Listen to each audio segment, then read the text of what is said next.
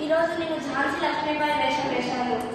ఈరోజు మనం ఝాన్సీ లక్ష్మీబాయి గురించి తెలుసుకుందాం. ఝాన్సీ లక్ష్మీబాయి అసలు పేరు మణికర్ణిక తాంబే.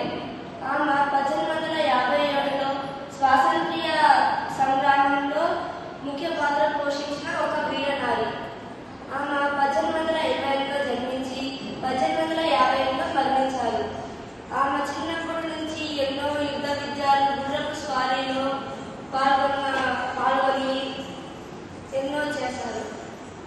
ఝాన్సీ లక్ష్మీబాయిని ఝాన్సీకి రాణిగా పిలుస్తారు.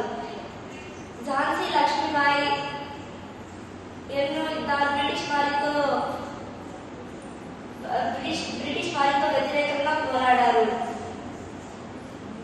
స్వగ్రామం